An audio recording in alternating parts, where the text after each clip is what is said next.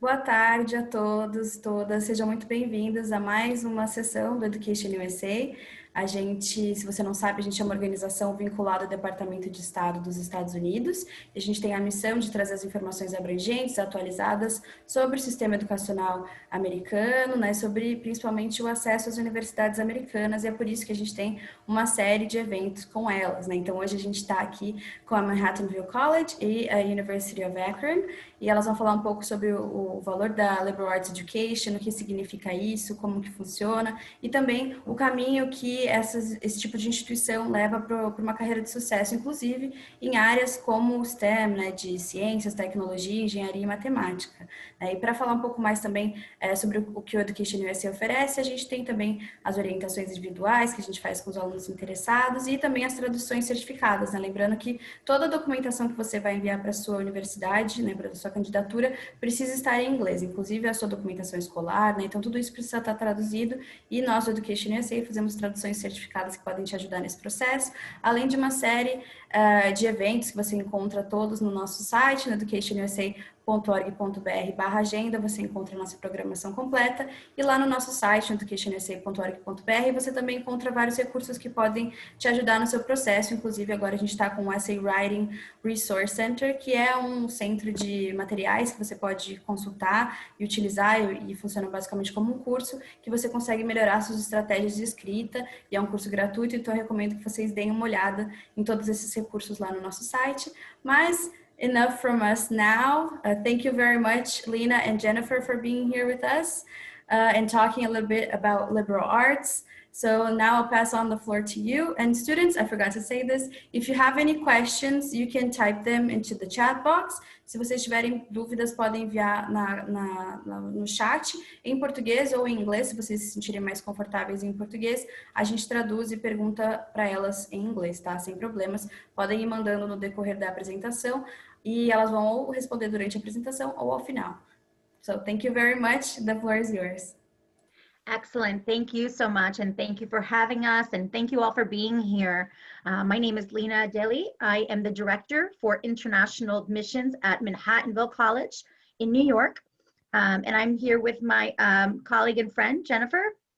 Hi, everyone. I am Jennifer Dixon. I am the Assistant Director of International Recruitment at the University of Akron, which is located in the northeastern part of the beautiful Midwestern state of Ohio, in Akron, Ohio. Excellent. So we're going to start off by giving you brief overviews of our institution. But today we're going to talk about, liberal arts education and the system in the United States, the value of liberal arts and how it can lead to a successful career. So we're excited to, hear your questions and talk more with you about our institutions and the various kinds of institutions in the States, the liberal arts curriculum, coming in, deciding on your major and many other things. But, as we shared, we welcome your questions in the chat throughout the presentation. And at the end, we'll have more time for questions and answers as well. So we'll start off here with with Jen giving a brief overview of her institution. All right. So thank you, Lena. So like I mentioned, the University of Akron, if you know anything about us, you might know that we might not be the first university to come to mind when you think of maybe a liberal arts university. We are a larger school. We have about 15,000 undergraduate students, and we are a public, more like a research university type of university. But that doesn't mean that you won't still find that kind of a liberal arts education that we will describe later on. We do have more than 70 countries represented on our campus, and we have scholarships available for international students. We have more than 200 undergraduate majors, and those are comprehensive. So you're going to find everything from STEM, business. You're also going to find the arts, your hard sciences like chemistry and biology, but also kind of your social sciences like psychology and sociology. We have education, we have health professions.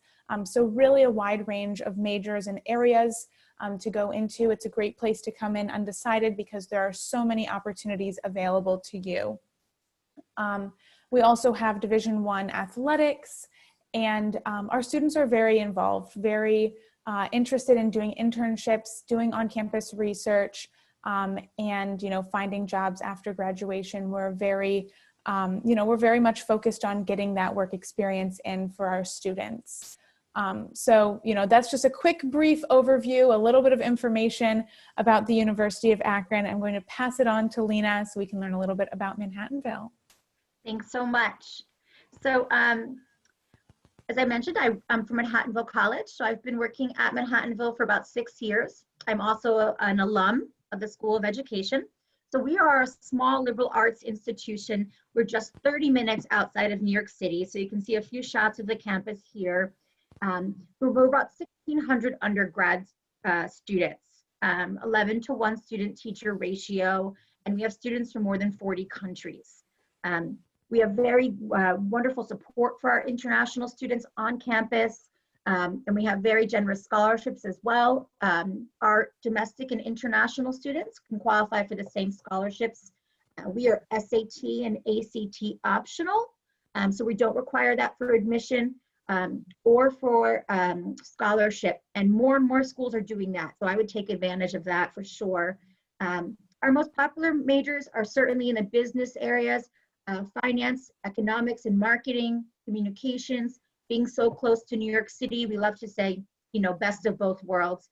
So our students have the chance to take advantage of all the things that New York has to offer, but also be on a, you know, a residential campus with guaranteed housing. So I look forward to talking to you more and answering any questions about that.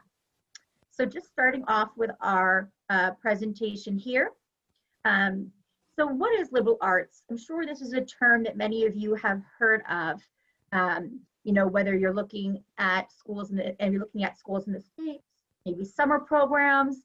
And, you know, we'll talk more about finding the right fit later, because there are well over 4,000 schools in the United States, institutions of varying sizes, and sometimes it's hard to figure out what the right fit for you is. So what is a liberal arts education?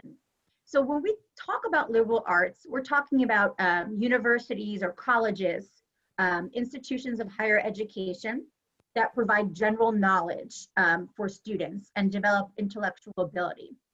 So, and we'll talk more about, you know, how this leads to jobs and employability, but this type of education really prepares students for many fields in today's workplace. So thinking about our ever-changing global economy, you know, you really can't overemphasize, you know, how important it is to have, you know, valuable skills to be flexible and succeed in a very global world. Now, this differs from other types of education and institutions where students develop professional or vocational skills for a specific job. So for example, if you're going to a school that's, you know, for art, for example, or aeronautical studies. And like Jen will talk about, even with programs in the STEM areas and engineering, liberal arts is still many times embedded into these programs. So liberal arts schools will provide students an overview of arts, humanities, mathematics, natural sciences, and social sciences. When we talk about humanities, for example, these courses include, you know, history, social studies, psychology, sociology. Am I forgetting anything, Jen? Philosophy. Yeah, that's yeah, all in there. It could also be considering natural sciences, biology, chemistry.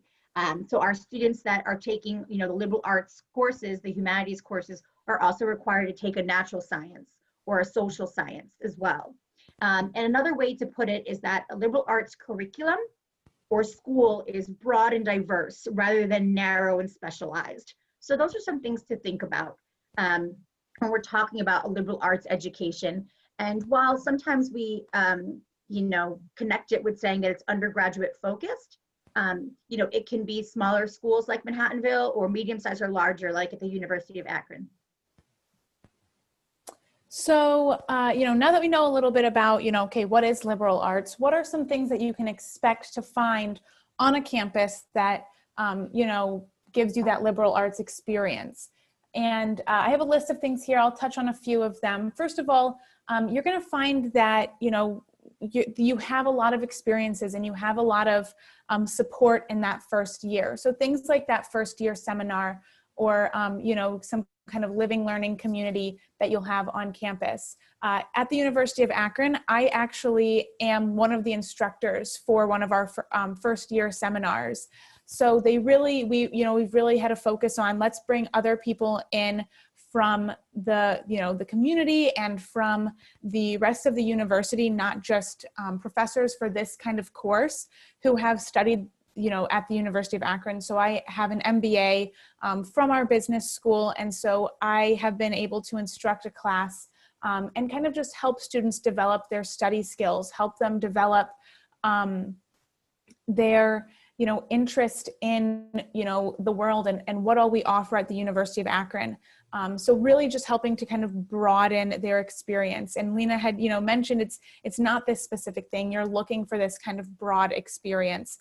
And that's the kind of, that's what all of these components are there to help you achieve.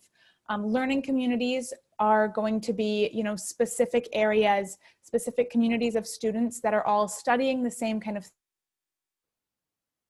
thing. Often they'll live together within the residence halls, they'll take their classes together, and it just creates a support group that you're going to find, kind of built right into campus. You're also going to find research and internship opportunities. It's about that hands-on experience. So what you can expect, these kind of these components, like the same with service learning. You're going to be getting in there. You're going to be looking at the world in a new way. When you come in to do, even if you know what major you want to do, let's say you come in and you know that you want to do business, or you know that you want to do engineering, we're still going to give you the opportunity to explore so many different areas so that even if you follow through that path all the way, you have this broad and beautiful range of experiences and courses that you've taken that have really built you to be a very well-rounded person. So in all of these, different areas, these components that we're talking about, these are things that are there to help you just kind of build and develop what you know and your experiences and who you are, so that when you go out and start looking for a career, you're not so focused in on one thing. You really have some experiences that employers are going to be looking for. Excellent. Did I miss anything? No, we're good. We're on track. So why is liberal arts valuable? So a few things, and Jen and I touched on a few of those things already. But for one thing, freedom and flexibility with your studies. I taught high school for a few years living in Spain, and I remember a lot of my seniors and my juniors in bachillerato were saying, I have to decide right now what it is I'm going to study, and depends on my grades. And I thought, well, that's so different than how we do things in the States. Because as a student myself, I was unsure of my major. I did start in one major in communications.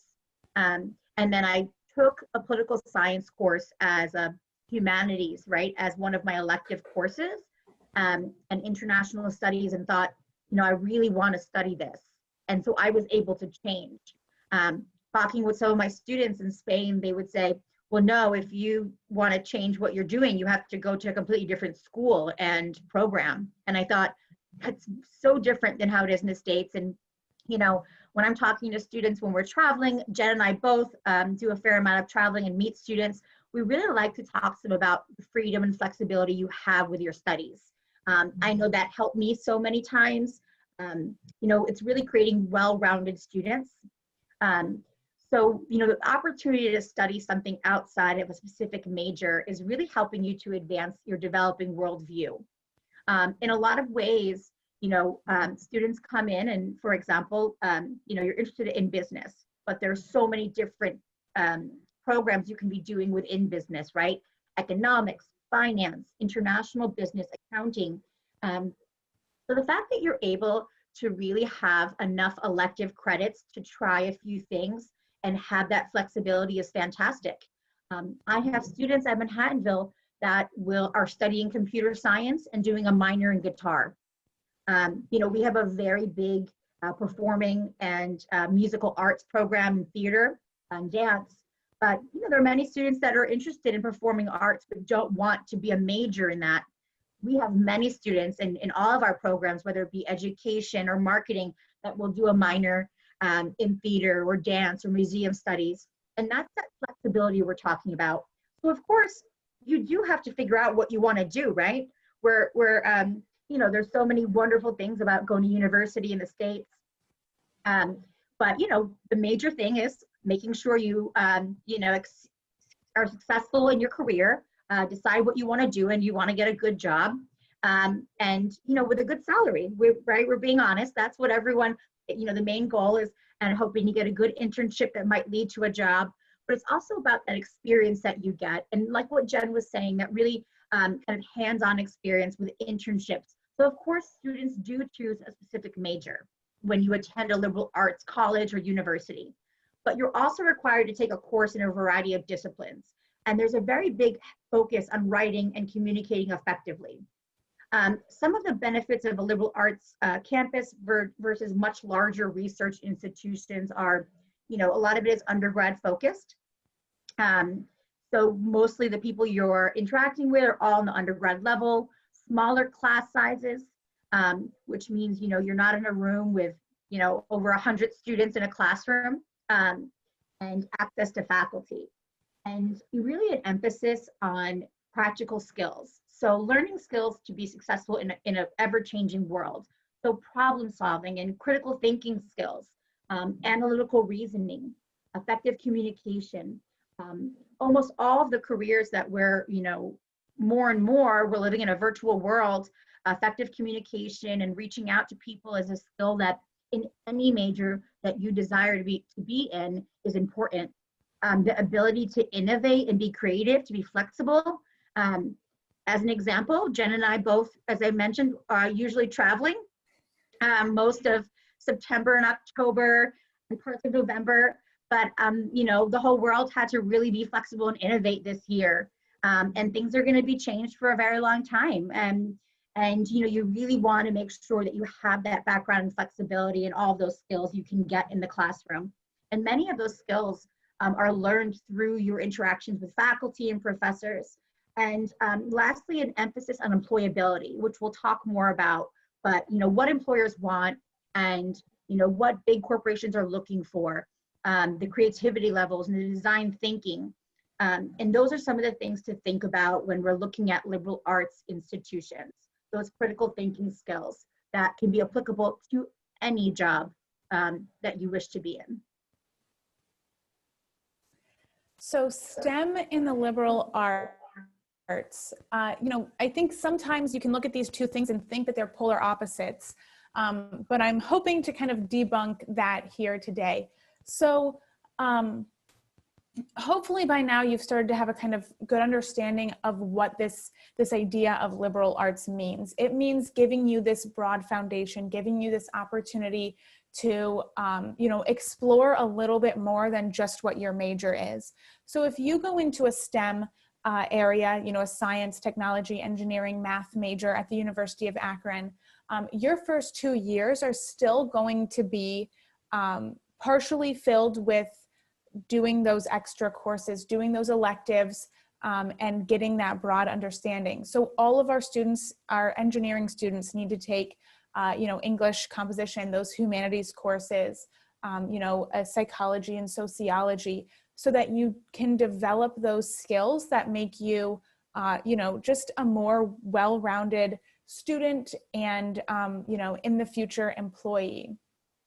So our STEM programs, all of our programs, and across most, universities like mine or like Lena's across the US, you're going to find that the degrees are built on this liberal arts foundation, this idea of teaching a student more than just, what exact, curriculum you need to do that major, helping you understand a little bit more. And this really plays a part when you go out into the world. If you're becoming an engineer or even a mathematician or a scientist, the most successful people in the STEM field have those additional qualities. They have those communication skills. They, have some understanding of psychology or sociology.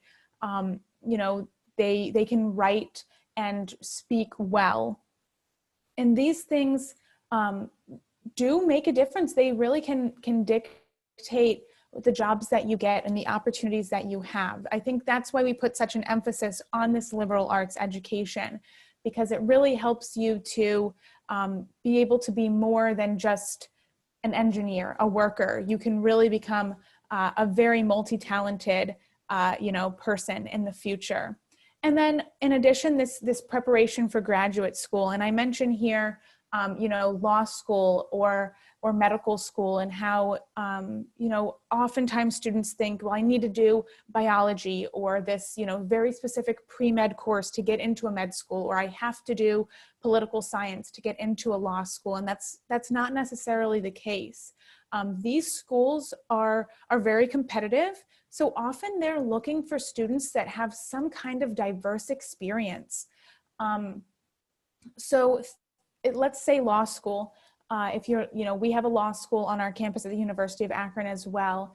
And students do have to complete their undergraduate, their 4 years before going on to law. So it is slightly different than what you'll find in the rest of the world typically. But when we're looking, when our law school is admitting students, they're not just coming from political science. We have engineers who come in to study law because they want to go into patent law, or there's business law and there's entertainment law. There are so many different areas within that that our law school would be at a disadvantage if they were only looking for one certain kind of student. So those diverse experiences, that how many times am I going to say well-rounded, but that's really what this is all about. That student, that person who has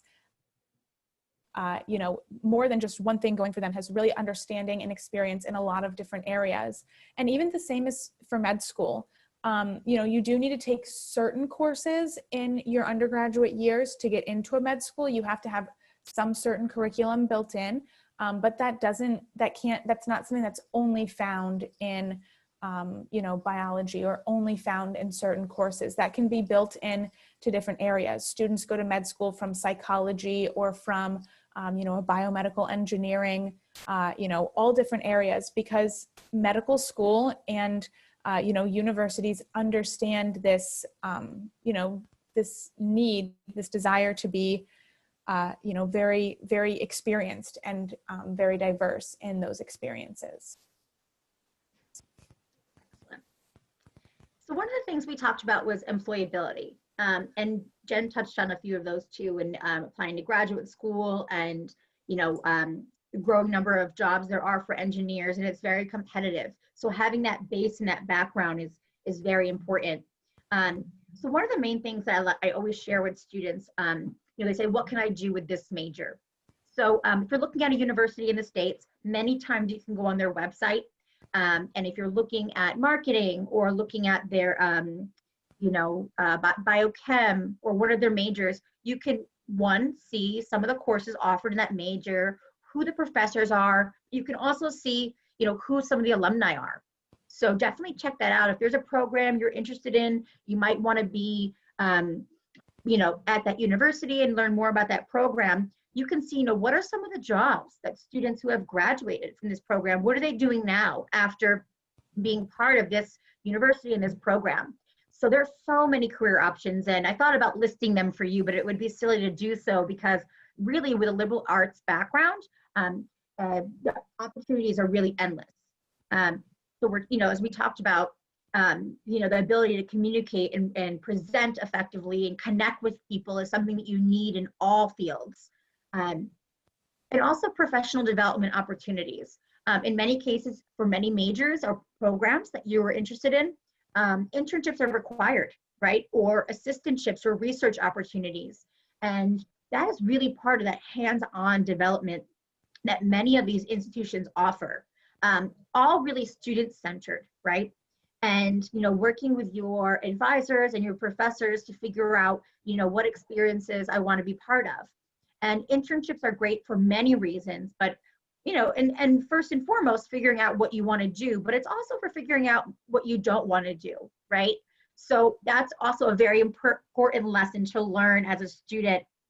And we like to say as well that, you know, also the liberal arts education also prepares students not only for the workplace, but for everyday life, right? That flexibility we were talking of. And so the emphasis on the how, not the what. So it's not just giving you the answers. It's not memorization as we think about it, right? It is giving you the tools to decide how to answer questions, or really what kind of questions should be answered, or what kind of questions should be asked. You know, I wanted to share some statistic with you, and in doing my research, there were so many things that I had read from the American Association of Universities, from you know, the Harvard Business Review for one. And one of the quotes that really stuck out to me and I wanted to share with you, and this was recently published in the Harvard Business Review, is that, you know, employers are overwhelmingly endorsing broad learning and cross-cutting skills as the best preparation for a long-term career success. So the college learning outcomes they rate as most important are, as we talked about, oral communication, critical thinking, which is critical, got to say that, but ethical judgment. So, you know, again, thinking about the questions you're asking and answering, and working effectively in teams. And Jen touched on that a bit with learning communities and collaborative work. In these universities and colleges, we're looking at Socratic classrooms, right? And these kind of classrooms are where the teacher isn't the sole focus, right? Sometimes classrooms are centered where everyone sits in a circle, and students are, you know, giving the presentations and leading the classroom and asking the questions. These ideas and this, you know, flowing of thoughts is so encouraged on these campuses across the states. So written communication, of course, writing skills are key. I mean, there is, you know, one of the things that we're trying to hone every day of our lives is, you know, how we write and to be effective in that. And that comes into play with marketing. It comes into play in the medical field. It comes into play with any of the humanities that you're thinking about, especially business. And then the real world application of skills and knowledge, right? So preparing you for, you know, lifetime learning and, you know, long-term career success. So we like to mention these employabilities. And so again, I want to encourage you to certainly, you know, check out the career service centers on different campuses. And I know that it's not easy to kind of get a sense of what a school is like from so far away. But one of the positive things that's come out of all of this is that everything is more virtual now than ever. So anytime a university would have events on campus, know that all these events are now open to students from near and far, over Zoom or, you know, Google Meets and so many different platforms. You know, you can attend, you know, a mock classroom to see how a class is taught at certain schools, or a virtual open house. And you can also connect virtually with a campus career development center to figure out, you know, what are the kind of jobs that might be connected with a certain major. So those are the really good questions to ask when researching different universities. And I want to add something real quick about employability. And I think it's important to think about, I think, you know, when I was a kid, I kind of felt like, okay, there are like 5 jobs. There's like doctor and business person and teacher and, you know, whatever, you know, trash man, you know, the things that you see. And so I think sometimes our minds can get stuck in this idea that you need to focus and follow one of those career paths that lead to that career that you know about. But it's very likely when you get out into the world and you start looking for a job, that the career that you end up with is not going to be one of those ones that you know, those top 5 that you knew of when you were 8 years old. Look at Lena and me. We are international admissions counselors. I can tell you, I didn't know this was a job when I was a kid, and there's no major for international admissions counselor. But we love what we do, and we found the career that fits us, and what helps us to be great in our careers and to find this career is having those experiences that are beyond just, you know, focusing in. If we had, you know, focused, and Lena, you mentioned that you had gone into education, and I mentioned that I had gone into business. And if we had looked at those as kind of linear paths, we may not have landed where we have landed. So I think it's important to even just start thinking that way, as careers are so much broader than maybe what you originally think of them. And so your education should prepare you for that broadness. Absolutely. I'll add, I mean, and from 5 years from now or 10 years from now, there'll be new careers that didn't exist right now, right? Exactly. Yeah. So that's another thing to point out, certainly. All right. So, so now we're going to talk a little bit about being undecided or undeclared. You know, we've talked a lot about majors and going into different things, but maybe you don't know. And that, you know, in the US and at a school, a liberal arts university, universities like ours, that is 100% okay. Sometimes I even encourage students to come in and just explore. You know, Lena and I, we mentioned already that, well, Lena did, and I don't know if I mentioned yet, but I also changed my major. I changed it twice. I was all over the place. And I was so lucky that I had those first 2 years of university to help me discover what it was that I wanted to do and wanted to study and where I wanted that to lead my life. I didn't go in undecided. I went in very decided, but just wrong about what I was decided in. So I just encourage students, you know, keep an open mind when you come in.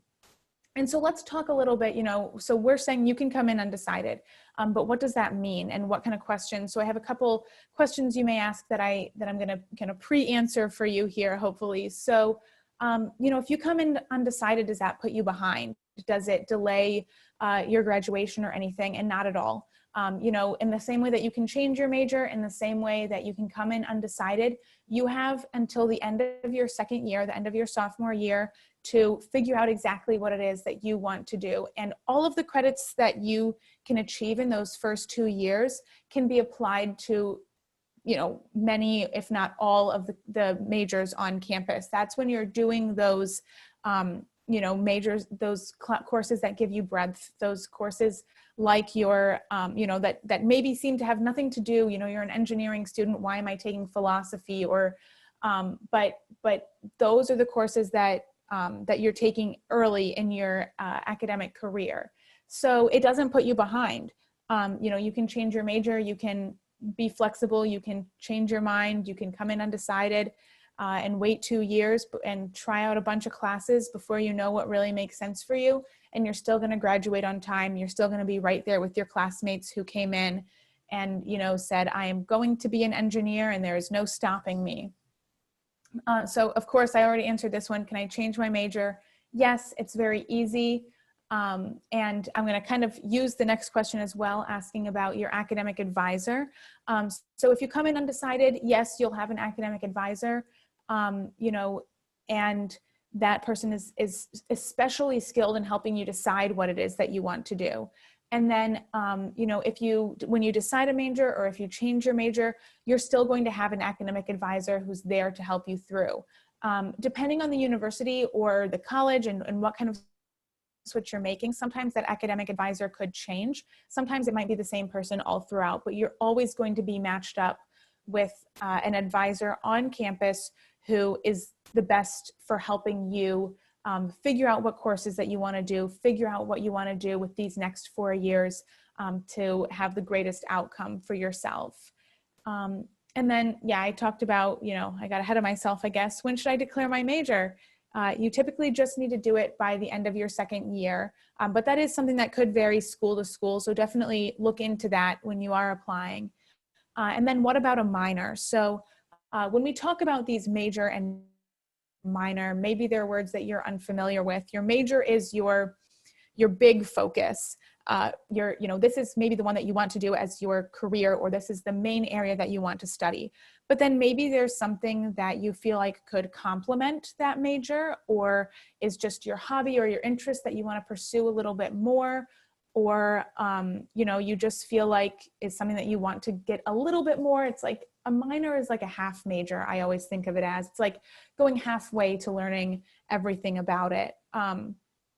And you can always add this on. You can come in with your knowing what your minor is. You can add it on later, and it doesn't have to be related to your major in any way. So, you know, I think Lena, you had mentioned like a biochemistry student with guitar or something. Was that it? Minor in guitar. Yeah, we see that all the time. A lot of students want to minor in the arts or in languages, just to kind of broaden themselves in that way. And, you know, my minor was in Spanish, and I do think that's something that's helped me, you know, kind of delve into this international world that I now work in, because I, you know, had those language skills and had, you know, which also opened the door to study abroad opportunities and things like that. So, you know, you can also add a minor that does make sense with your major. So don't think that it has to be something out there. You know, maybe you are an engineering student and you want to do some additional math. You can add a mathematics minor, or, you know, you can add a biology minor or anything like that. And I've seen students get so creative and just do awesome things. You know, maybe that student that's doing, you know, psychology and theater is going to, you know, open up a theater that works counseling students in some way. You know, there are just so many ways, you know, things are so diverse, and you have great opportunities where you don't, you know, two things may seem like they don't make sense together, but they really do tie together in the end with you, you know, you're the common link. Yeah, I'll also add that at some institutions, you could actually, you know, we say like Jen described, major, minor, or double major, right? So you're fitting in two programs, which, you know, is challenging, but many students, you know, do take on that challenge. But also there are options in some institutions that you can design your own major or combine two majors. So international with business, or criminology with psychology. And that's something that I love sharing with students, you know, the chance to design your own major and build your own curriculum. It certainly takes a certain kind of student to do that, right? It's self-directed. You have to get it approved by 2 advisors and a professor, but it definitely is something that students take advantage of, and that I would encourage a student to do if they really have, you know, multiple interests or creative ideas. Definitely. Excellent. So lastly, we'll talk about finding the right fit for you. And this is something that Jen and I think we're always discussing this, and we, you know, we travel with other schools, we do presentations with other schools of varying sizes. And I mentioned earlier that, you know, in the States, there are well over 4,000 colleges and universities, different sizes, right? Different degrees, different things to look for. And when we talk about the terms college and university, so, and just, you know, for anyone that, you know, might find it a bit confusing, because I do get this question pretty often, but in the States, college and university are interchangeable. So college doesn't mean community college, which sometimes I get that question. And for example, in some places in the world, college refers to secondary school. So it can be a bit confusing, but just know that it refers to 4-year undergraduate bachelor degree programs. The difference is a lot being the sizes and the amount of programs they offer. And then identifying your priorities is one of the big things. One of the things we talk about with students is, you know, where in the United States are you interested in studying, right? Where I live, where Jen lives, there are different parts, you know, we're closer than some of the other states to each other. I could drive to Ohio, but you know, I'm thinking about the different locations, settings, and climates in the United States. Are you looking to be in the Northeast? Do you want to be in the South or the West Coast? So that's definitely something to think about. And yeah, I was just gonna add on to that a little bit. You know, you need to, you know, think about who you are, and then think about, you know, how does that play into the kind of place that you're looking to go. So, you know, think about that location, and don't really write anywhere off until you've taken a look, you know. I think some students kind of hone in and say like, okay, I'm only going to go to Florida. Well, that's great, but you're limiting yourself then. And so many things are important, and maybe climate is the most important to you, or maybe location is the most important to you. And that's, there's no problem with that. Just don't limit yourself, in any certain way. I see students do that with major as well. Oh, do you have this major? Okay, then I'm not gonna pay attention. But maybe what you want to do with that major actually does exist at that university. You just need to take that little step further.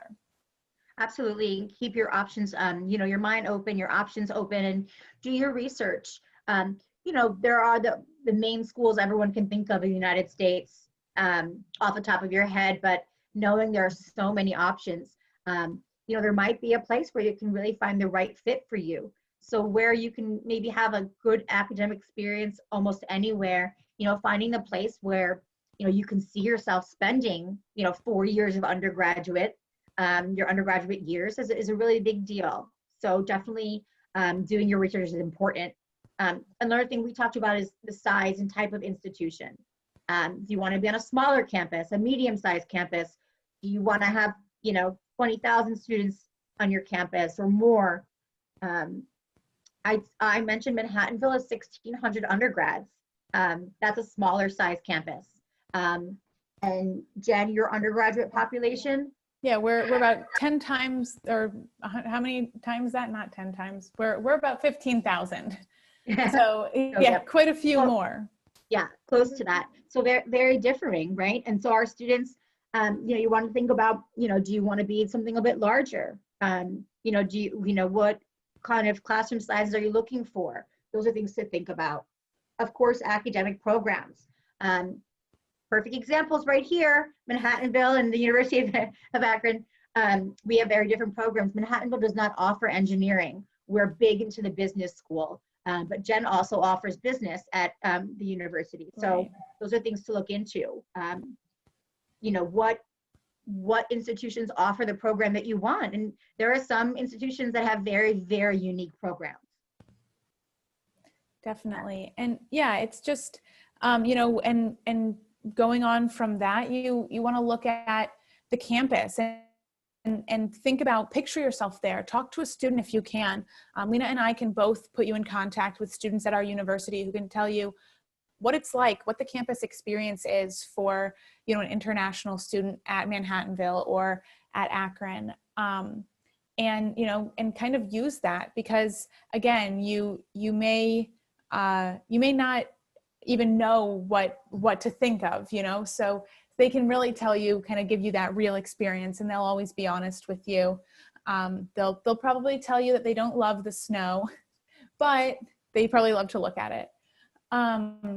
Yeah, they're the best ambassadors, our students. Yes, absolutely. And they're so happy to talk to you and so happy to share their experiences.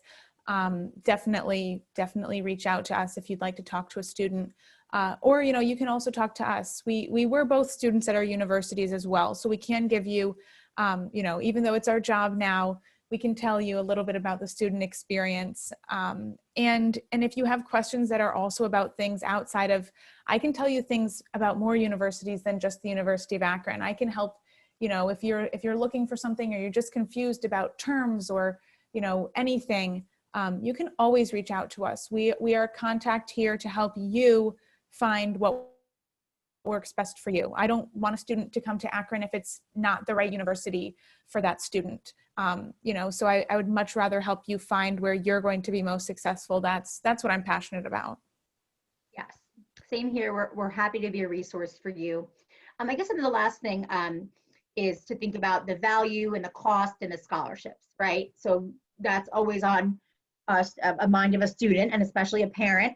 But you want to think about that, the cost plus value, what's offered, jobs on campus, right, and things of that nature.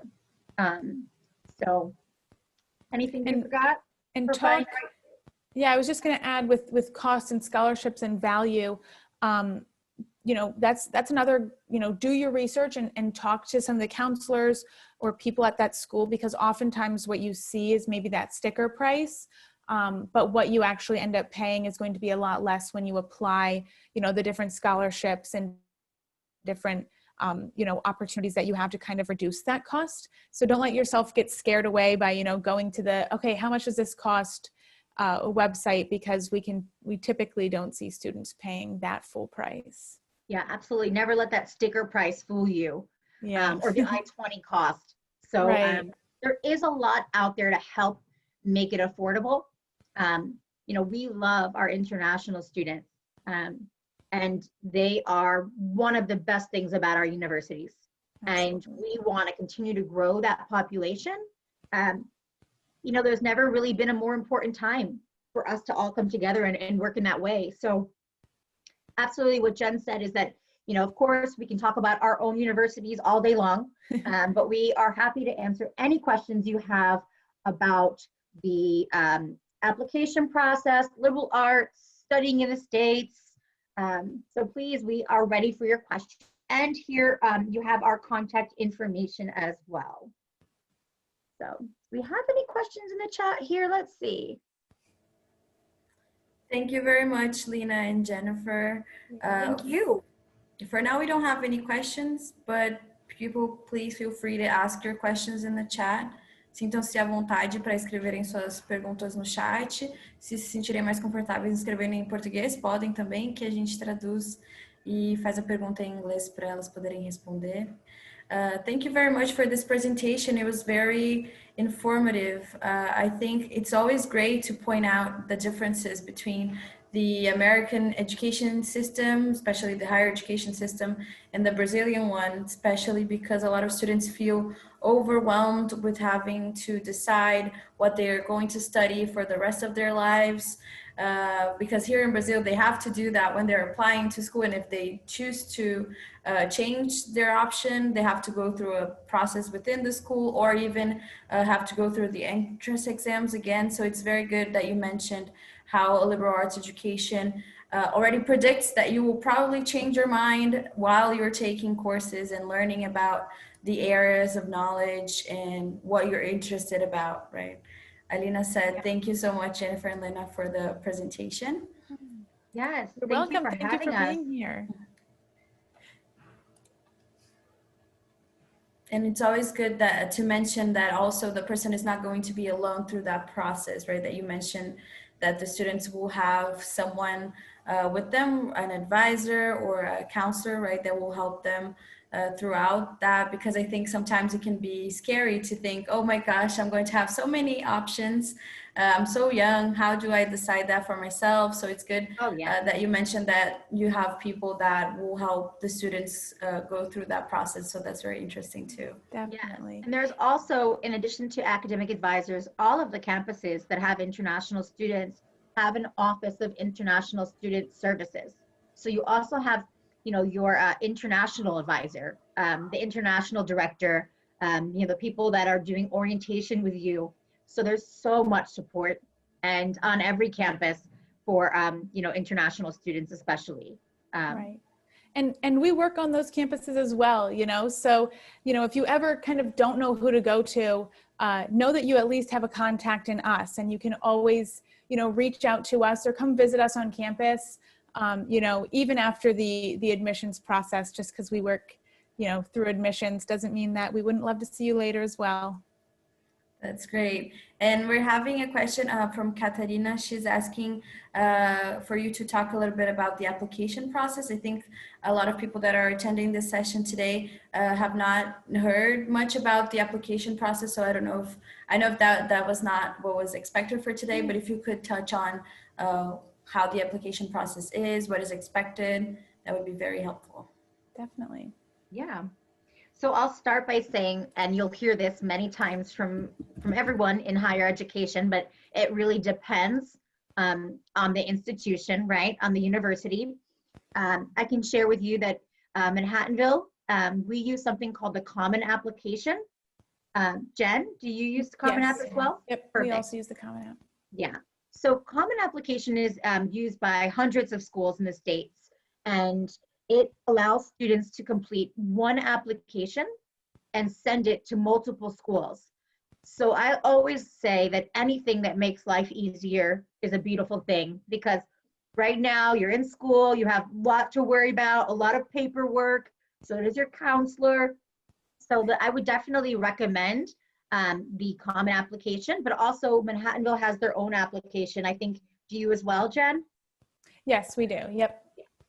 So other schools may have their own separate application. The number one thing to do is to check on the school's website or to contact the admissions counselor. We all have different deadlines as well and requirements. We do not require SATs or ACT for admission or scholarship, and right now the same, right? Yep, right now we're the same. Yeah, we never require it for admission at the University of Akron. In the past, we have required it with our scholarships. Right now, that requirement is waived, and it's under review if it will continue to be waived, after the pandemic and everything. So all schools will want your marks, right? Your grades in secondary school, high school. Some schools will ask you for an essay, others won't require that. Some schools will ask you for one recommendation letter. It really depends on the institution that you are looking at. But know that the people that do our jobs at those schools or any school, our favorite thing to do is talk to international students.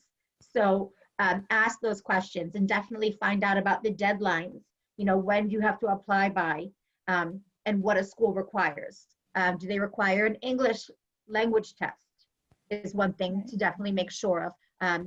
So most schools that we work with, they do require at least one English test, whether that's TOEFL or IELTS or Duolingo. Yeah. So again, I was just going to, kind of emphasize that it's going to be different at every school. In general, you'll need to do the online application, submitting your transcripts with your grades from your years of secondary school, and then typically an English test. And then there are other, I'm just kind of summing it up. There are some other things that may be required, like standardized tests like the SAT or ACT, an essay, recommendation letters, something like that. And that's when you want to reach out to the university. You can check their website. Usually it will, our websites will pretty accurately show, but you can also always reach out to people like us, your admissions counselors, talk to us. You can, most of us allow you to schedule a one-on-one virtual visit. So if you want to, just talk directly to me, we can do that, or send me an email and just say, hey, what are the things that are required at the University of Akron? What do I need to have prepared? So that, we want that application to be in as quickly as possible so we can get your decision to you as quickly as possible as well. Yeah, that's very good that you mentioned that. Also here at Education USA, we are always here to help the students in whatever they feel confused about maybe. So we're also in our social media, Education USA São Paulo on Instagram and Facebook. They can find us and ask us questions. And it's also great to know that the students can talk to the representatives directly and people that are involved in the university and know how it works. Who better to talk a little bit about the institution and how to make the best application than people that are actually in the institution, right? Marcela here is asking, she asked, how much do I need to prove to apply if I just wanted to go to college? I think she meant for 2 years. She said 2 years. So I think she's talking about like a community college. And I think it's more about how much you have to prove that you have. It's more for the I-20, but could you explain what you mentioned, like the price tag and the I-20 documentation, how that works for the student that is applying? Right. Yeah. So again, there's no one number that's going to cover every school. Every school is going to be very different. But when you look on their website, you're going to see that I-20 cost. And that I-20 cost is that kind of total cost that includes tuition, an estimate of housing, maybe typically like insurance, and then like some books and other expenses, like things that we are certain you'll also have to spend money on. We compile that, and that's what you have to kind of prove to get your I-20 and your student visa. That number is, also, and that represents 1 year. So you just really need to show 1 year, regardless if you're coming for 2 or coming for 4, you just need to show that 1 year I-20 amount. And that's before scholarships or any other kind of financial aid that you have. So, the number that the University of Akron could give you is going to just be, if you were going to pay everything in full, it's an estimate of what that would cost. But if you get a scholarship, and we can award a scholarship that's more than 50% of that tuition, so that can reduce it really quite significantly. And you need to take that into account as well when you look at that number. Anything I missed? I mean, no, that's perfect. Yeah.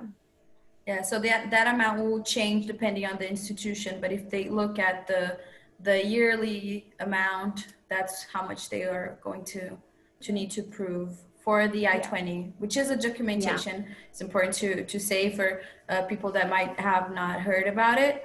The I-20 is a documentation that you need to go to require or to request your visa, your student visa, right? So the university has to have your information to go through that process for you to actually be able to have your student visa to go to the US to study. So that's why they need to know if you will be able to pay for your first year of study.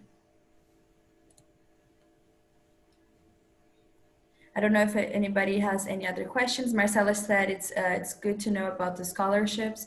I think that's also something that students always love to hear, especially with how much the dollar is for a real right now. So it's always good that you point out how both of your schools offer scholarships and for international students as well. That's very good to know. We want to make it affordable as much as we can. We want you guys to have those opportunities to come and join us for sure. Absolutely. Well, that's great. I don't know if anybody has any other questions, but I think we had some great participation today. I'm very thankful again for you, Jennifer and Lena, for being here with us and talking a little bit about your institutions and also making yourselves available for future contact from the students. So thank you again. Thank you everyone that attended. Obrigada a todos que participaram da sessão de hoje. Não se esqueçam que o EducationUSA é a sua fonte oficial de informação sobre estudos nos Estados Unidos. Se vocês tiverem alguma dúvida, podem nos procurar aqui no EducationUSA Mackenzie, em São Paulo. Vocês encontram a gente nas redes sociais como EducationUSA São Paulo e também a rede do EducationUSA Brasil, que está presente em 40 escritórios por todo o país. Você encontra todos os escritórios no nosso site, educationusa.org.br. Lá também tem todo o material dos vídeos que a gente já publicou, dos eventos e também do Essay Writing Resource Center que eu mencionei, que é aquele recurso que vai ajudar vocês na escrita de redações em inglês. Então, obrigada a todos por terem participado. Thank you very much, Lena and Jennifer. Obrigada, thank you so much. Yeah, thank you so much. Thank you all for being here. We loved to present for you guys, so feel free to reach out to us. And thanks, Lonnie. Thank you. Bye. Bye.